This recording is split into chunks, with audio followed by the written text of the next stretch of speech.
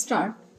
अध्यक्ष महोदय, दिल्ली विश्वविद्यालय के बाद बनारस हिंदू विश्वविद्यालय भी अनिश्चित काल के लिए बंद कर दिया गया।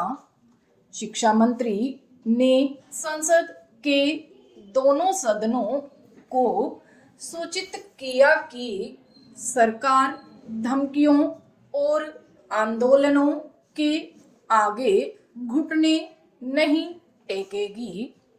छात्रों के उत्पात का समर्थन नहीं किया जा सकता और न यह उचित है कि सरकार या विश्वविद्यालय के प्रबंधक तोड़फोड़ करने वालों से समझौता करे।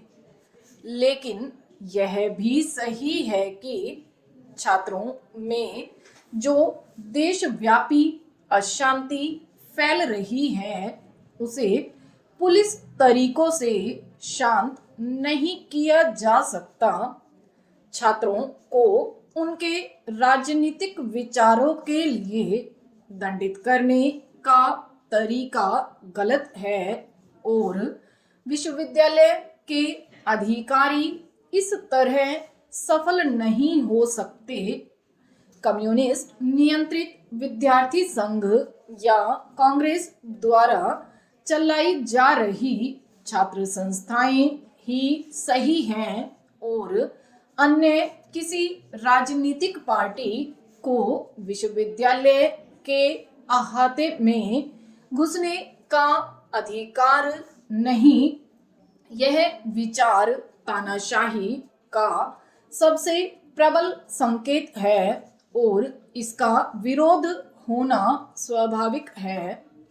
केंद्रीय शिक्षा मंत्री ने सब राजनीतिक दलों से अनुरोध किया है कि वे छात्रों को समझाएं और शांत करें।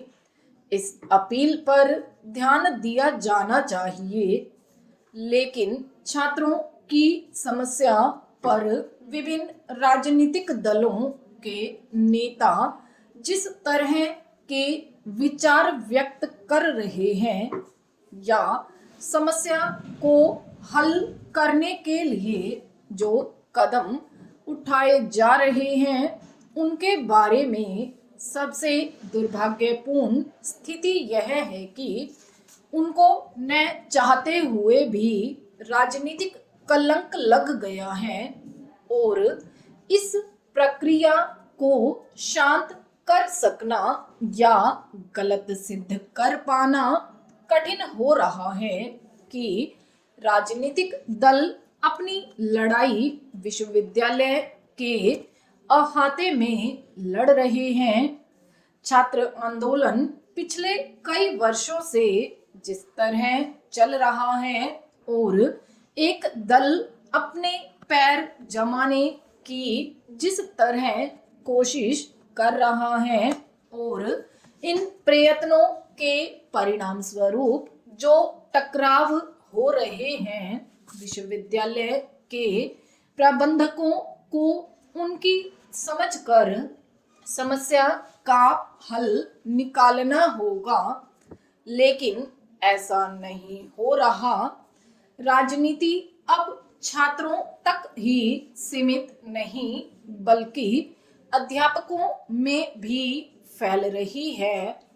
अध्यापकों में जबरदस्त खींचातानी मची है जिसे उपकुलपति भी महसूस कर रहे हैं कि यह रोग असाध्य है और वे ऐसे डॉक्टर नहीं कि इस रोग का इलाज कर सकें, तो फिर कौन इसका इलाज करेगा?